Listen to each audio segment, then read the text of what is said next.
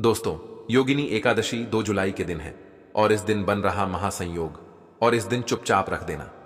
इस जगह पर एक का सिक्का माता लक्ष्मी के आशीर्वाद से न सिर्फ आपके जीवन में होगी धन की वर्षा, बल्कि आप बन जाओगे करोड़पति। खुशियों से भर जाएगा आपका घर, आपकी हर मनोकामना हो जाएगी पूरी, अचानक से बढ़ने लगेगा बैंक बैलेंस, कारोबार में वरदान और वह आशीर्वाद मिलेगा जिसके बाद ना सिर्फ आपके जन्म जन्मांतर की गरीबी, परेशानी, कष्ट और समस्याएं तुरंत के तुरंत खत्म हो जाएंगी, बल्कि इस छोटे से उपाय को करने के बाद आपके जीवन की वर्षा होगी।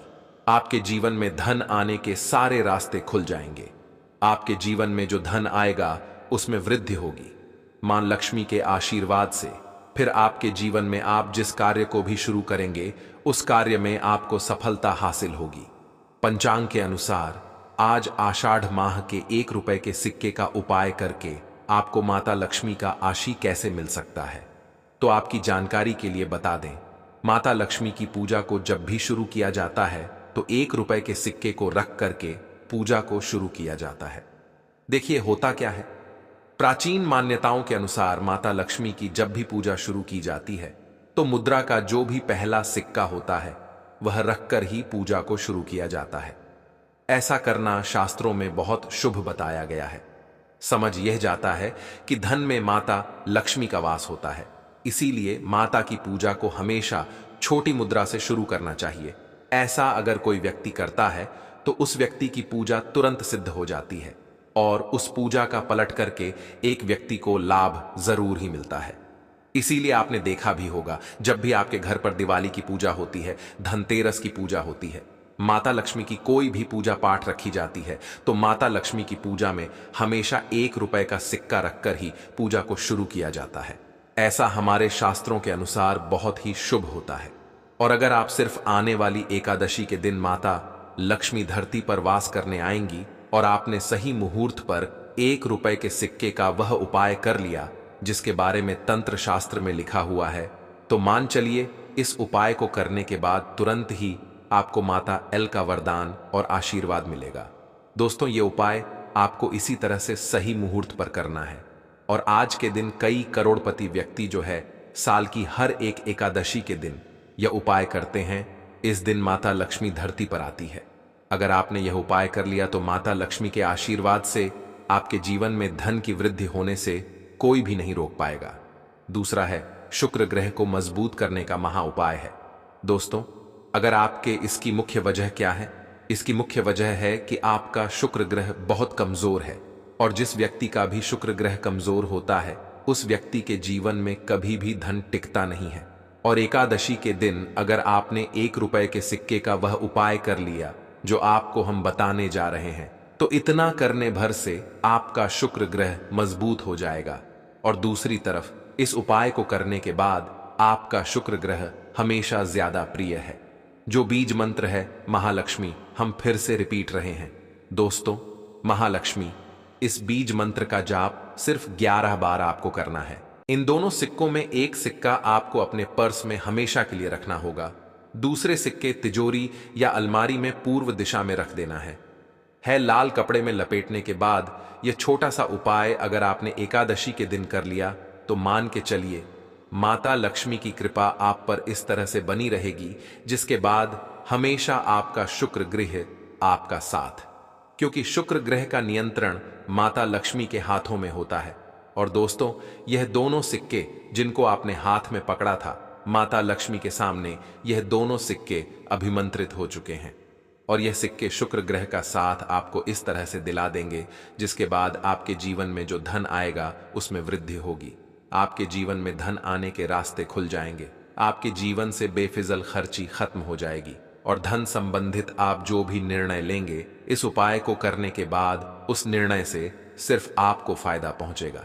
अगला उपाय है धन हासिल करने का महा उपाय। अगर आप चाहते हैं कि आपके जीवन में धन की वर्षा हो, आपके जीवन में इतना धन हो जिसके बाद आपको धन की कमी ना हो, माता लक्ष्मी के आशीर्वाद से आपके जीवन में धन की वृद्धि हो जाए, जिसके बाद आपकी आने वाली 7 पीढ़ी भी पैसों पर राज करे, तो बस एक छोटा सा उपाय आपको एकादशी के दिन करना है जो आपको हम जा रहे हैं।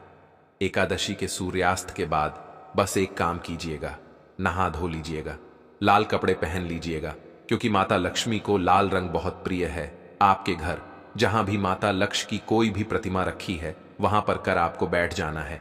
एक घी का दीपक जला दीजिए। अब एक लाल कपड़ा बिछाना है।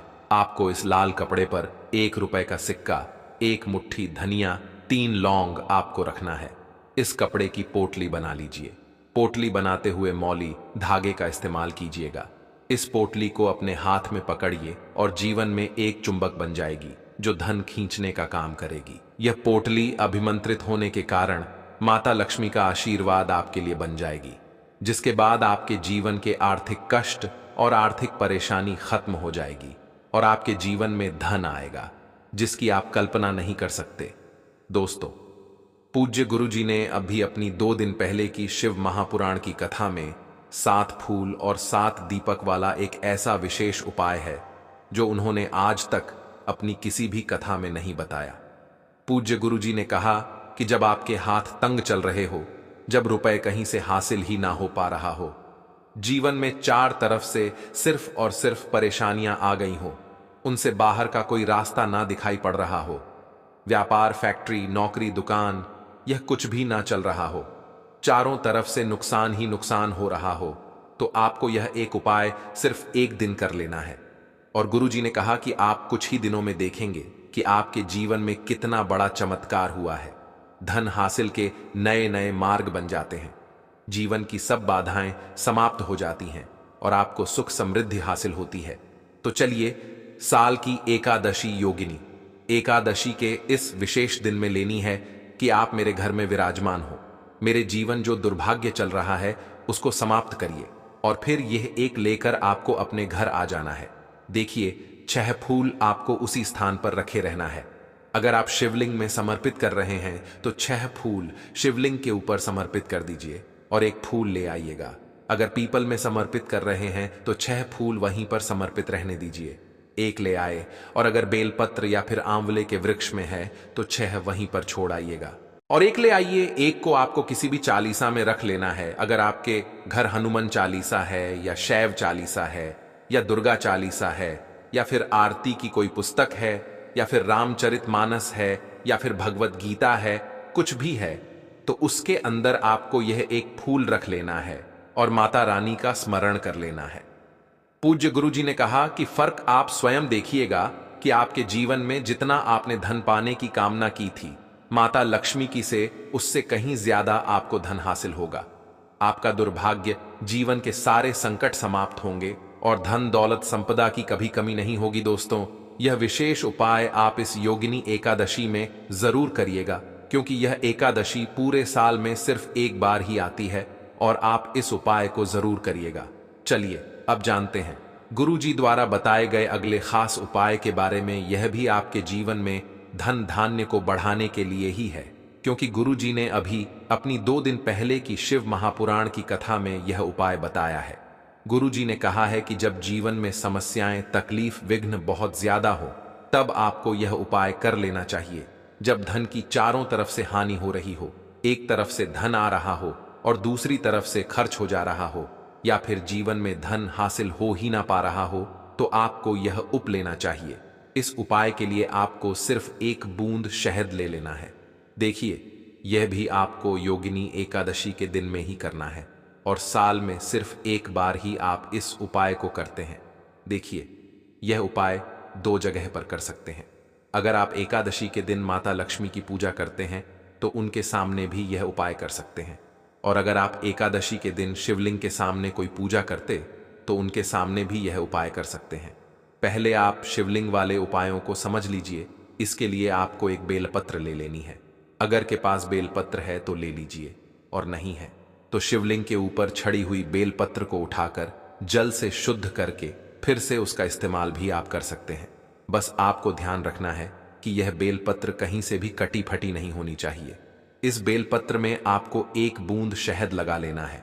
बेलपत्र की चिकनी साइड में कहीं पर भी आपको 1 बूंद शहद लगा लेना है। चाहे पत्ती में लगा लीजिए, चाहे बीच वाली डंडी में लगा लीजिए, जिससे डंडी में तीनों पत्तियां आपस में जुड़ी रहती हैं। चाहे तो उस डंडी में लगा लीजिए या ऊपर वाली, कहीं पर भी आपको 1 बूंद शहद लगा लेना है। और यह बेलपत्र आपको शिवलिंग के ऊपर समर्पित कर देनी है और महादेव से अपनी धन की समस्या को दूर करने के लिए प्रार्थना कर लेनी है। और अगर आप माता लक्ष्मी के सामने कर रहे हैं तो आपको एक पान का पत्ता ले लेना है और इसके ऊपर एक बूंद शहद लगा देना है और यह फिर माता रानी को भोग स्वरूप कर देना है और माता रानी से यानी माता लक्ष्मी धन धान्य की समस्या को समाप्त करने के लिए प्रार्थना कर लेनी है। पूज्य गुरुजी ने कहा कि इस एकादशी में आप यह उपाय करिएगा और अगले साल तक कुबर भंडारी आपके धन के भंडार स्वयं भर देंगे। आपकी खाली अलमारी भर और जीवन से धन की समस्या हमेशा के लिए समा हो जाएगी। तो दोस्तों, इन दोनों जगहों में से आप चाहे तो दोनों जगह यह शहद वाला उपाय करें या फिर किसी एक स्थान पर भी कर सकते हैं। यह उपाय आप सुबह भी कर सकते हैं और शाम को भी कर सकते हैं। बस आपको एक बात का ध्यान रखना है कि जिस दिन बताए उस दिन ही यह उपाय करें, जिससे उपाय का लाभ जल्दी से जल्दी आपको मिले तक वीडियो में बने रहे। दोस्तों, वैसे तो पूरे वर्ष में 24 एकादशी आती है, परंतु जिस वर्ष अधिक मास आता है, पुरुषोत्तम मास आता है, उस साल 2 अधिक एकादशी होती है। मतलब कुल मिलाकर के उस साल 26 एकादशी होती है। प्रत्येक एकादश यों का भिन्न भिन्न महत्व हमारे धर्म ग्रंथों तथा पुराणों में बताया हुआ है। एकादशी का महात्म्य पद्म पुराण के उत्तरखंड में हासिल होता है। आषाढ़ मास की कृष्ण एकादशी को योगिनी अथवा शयनी एकादशी कहते हैं। एक बार की बात है, धर्मराज युधिष्ठिर कहने लगे कि भगवान, मैंने ज्येष्ठ शुक्ल एकादशी के व्रत का महात्म्य सुना, अब कृपया आषाढ़ कृष्ण एकादशी की कथा सुनाइए। इसका नाम क्या है, महाहाथ में क्या है, यह भी बताइए। श्री कृष्ण कहने लगे कि हे राजन, आषाढ़ कृष्ण एकादशी का नाम योगिनी है। इसके व्रत से समस्त पाप नष्ट हो जाते हैं। यह इस लोक में भोग और परलोक में मुक्ति देने वाली है। यह 3 लोकों में प्रसिद्ध है। मैं तुमसे पुराणों में वर्णन की हुई कथा कहता हूं, ध्यान पूर्वक सुनो। स्वर्ग धाम की अलकापुरी नामक नगरी में कुबेर नाम का एक राजा रहता था। वह शिव भक्त था और प्रतिदिन शिव की किया करता था। हेम नाम का एक माली पूजन के लिए उसके यहां फूल लाया करता था। हेम की विशालाक्षी नाम की सुंदर स्त्री थी। एक दिन वह मानसरोवर से पुष्प तो ले आया, परंतु कामासक्त होने के कारण वह अपनी स्त्री से हास्य विनोद तथा रमण करने लगा। इधर राजा उसकी दोपहर तक राह देखता रहा। अंत में राजा कुबर ने सेवकों को आज्ञा दी कि तुम लोग जाकर माली के न आने का कारण पता करो, क्योंकि वह अभी तक पुष्प लेकर नहीं आया। सेवकों ने कहा कि महाराज, वह पापी अति कामी है, अपनी स्त्री के साथ हास्य विनोद और रमण कर रहा होगा। यह सुनकर कुबेर ने क्रोधित होकर उसे बुलाया। हे माली, राजा के भय से कांपता हुआ उपस्थित हुआ। राजा कुबेर ने क्रोध में आकर कहा, अरे पापी, नीच कामी, तूने मेरे परम पूजनीय ईश्वर के ईश्वर श्री शिवजी महाराज का अनादर किया है, इसलिए मैं तुझे श्राप देता हूं कि तू स्त्री का वियोग सहेगा और मृत्यु लोक में जाकर कोढ़ी होगा। कुबेर के श्राप से हे माली का स्वर्ग से पतन हो गया और वह उसी क्षण पृथ्वी पर गिर गया। भूतल पर आते ही उसके शरीर में श्वेत कोढ़ हो गया। उसकी स्त्री भी उसी समय अंतर्ध्यान हो गई। मृत्युलोक में आकर माली ने महान दुख भोगे। भयानक जंगल में जाकर बिना अन्न और जल के भटकता रहा। रात्रि को निद्रा भी नहीं आती थी, परंतु शिवजी की पूजा के प्रभाव से उसको पिछले जन्म की स्मृति का ज्ञान रहा। घूमते घूमते एक दिन वह मरकंद दया राशि के आश्रम में पहुंच गया, जो ब्रह्मा से भी अधिक वृद्ध थे और जिनका आश्रम ब्रह्मा की सभा के समान लगता था। हे माली वहां जाकर उनके पैरों में पड़ गया। उसे देखकर मरकंद आशी बोले, तुमने ऐसा कौन सा पाप किया है जिसके प्रभाव से यह हालत हो गई। हे माली ने सारा वृतांत कह सुनाया। यह सुनकर रश बोले, निश्चित ही तूने मेरे सम्मुख सत्य वचन कहे हैं, इसलिए तेरे उद्धार के लिए मैं एक व्रत बताता हूं। अगर तू ज्येष्ठ मास के कृष्णा पक्ष की योगिनी नामक एकादशी का विधि पूर्वक व्रत करेगा तो तेरे सब पाप नष्ट हो जाएंगे। यह सुनकर हे माली ने अत्यंत प्रसन्न होकर मुनि को साष्टांग प्रणाम किया। मुनि ने उसे स्नेह के साथ उठाया। हे माली ने मुनि के कथन अनुसार विधि पूर्वक योगिनी एकादशी का व्रत किया। इस व्रत के प्रभाव से अपने पुराने में आकर वह अपनी स्त्री के साथ सुखपूर्वक रहने लगा। दोस्तों, यह थी योगिनी एकादशी का महत्व। अब जान लेते हैं योगिनी एकादशी व्रत के क्या नियम होते हैं। उसके बाद जानेंगे पूजा विधि और योगिनी एकादशी का शुभ मुहूर्त क्या है और पारण विधि। अब एकादशी व्रत के जो नियम है वह मैं आपको बता देता हूं। जब आप एकादशी व्रत शुरू करते हैं तो यह दिन दिन का व्रत होता है। दशमी तिथि से ही व्रत की शुरुआत हो जाती है। मतलब कि दशमी ऐसा समझा जाता है कि शाम के बाद आपको भोजन नहीं ग्रहण करना चाहिए। जो एकादशी व्रत होता है उसमें शरीर में एक भी अन्न का दाना नहीं होना चाहिए। तो दशमी तिथि को भी आप सुबह स्नान ध्यान करके शुद्ध रहेंगे। पूरे दिन आपको इस दिन भी किसी भी तरह का तामसिक भोजन मतलब मांस मदिरा लहसुन प्याज इसका सेवन नहीं करना है। दशमी तिथि को एकादशी वाले दिन आप व्रत का संकल्प।